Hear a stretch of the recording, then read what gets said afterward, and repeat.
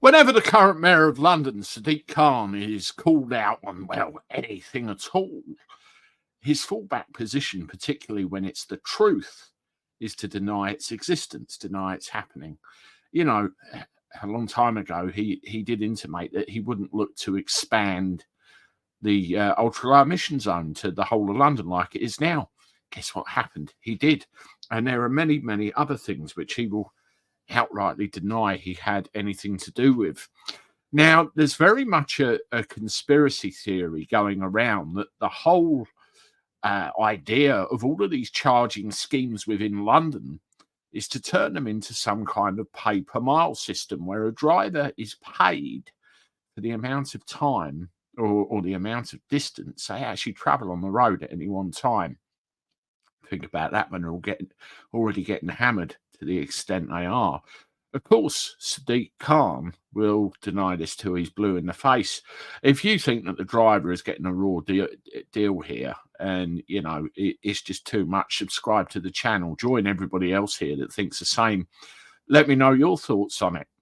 Just for context, I want to play you a few seconds of a video which came out a little while back now, just to set the scene. Have a listen. It was www.project2030tfl.co.uk that talked about your plans for expanding road user charging. That website's now been taken down. On that website, it talks about Project Detroit. Can you tell us a little bit about Project Detroit? I'm afraid I can't. I don't know what Project Detroit is.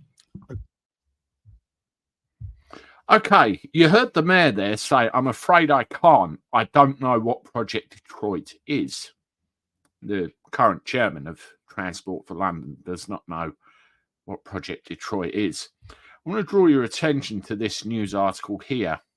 Sadiq Khan is spending £150 million on secret technology that will enable the introduction of a pay-per-mile road charging on motorists struggling to cope with the London's mayor's hated ULEZ charges.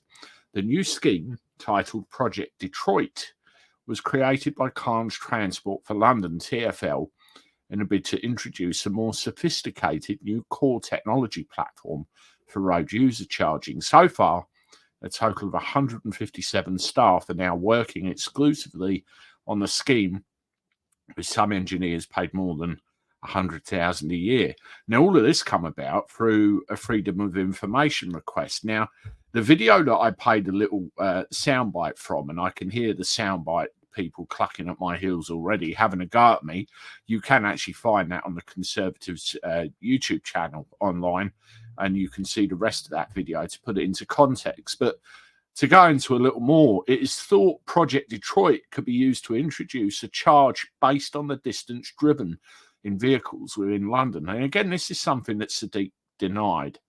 One FOI response from TfL read, the Detroit platform has the capability to be extended, and we will be looking to build the system flexibility so that other forms of charging based on distance, vehicle type, etc., could be catered for if a decision was made in the future to do so.